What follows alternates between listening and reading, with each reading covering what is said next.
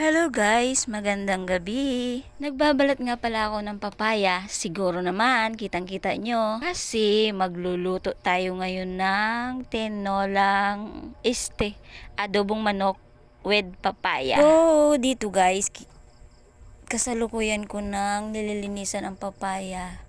Tinatanggal ko ang mga buto niya, kinakagis para malinis, para walang pait pag kinain natin mamaya. Kaya kailangan linisan nating mabuti yan. Walang itira kahit isang buto or kahit yung parang anit-anit ng papaya guys. Ngayon guys, tapos na siyang linisan kaya kailangan na natin siyang hiwain isa-isa. Medyo nipisan lang natin para madali siyang maluto mamaya. At natapos na natin yung hiwain lahat, ay hugasan na natin yan ng 2 bisis para sure tayo na malinis talaga. Ayan na guys, tapos na. Hugasan na natin to at magpapainit na rin tayo ng kawali.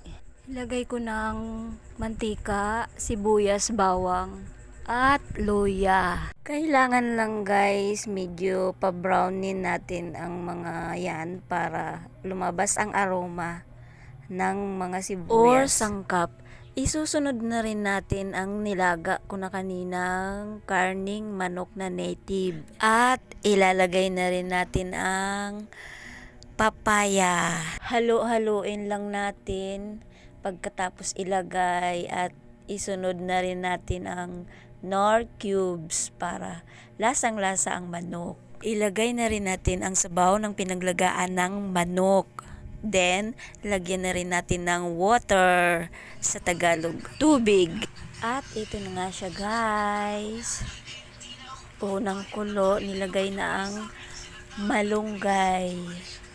Ayan guys, maya-maya pwede na yang hainin. Nailaga na din kasi ang karne, kaya hindi na natin siya pakuluan ng matagal kasi malambot na yan. Ganon din ang papaya. At ito na nga siya guys. Wow! Yummy! Ang sarap-sarap ng kain ko nito mamaya. Antayin na lang natin na lumambot na ang papaya.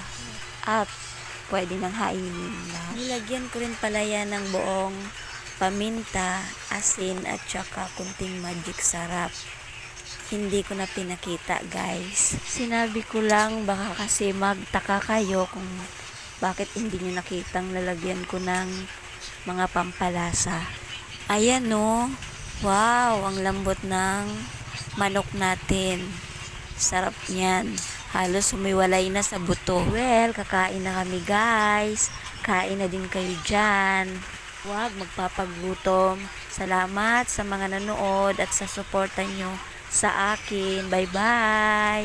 Have a blessed day sa ating lahat, mga ka-reels. Mwah!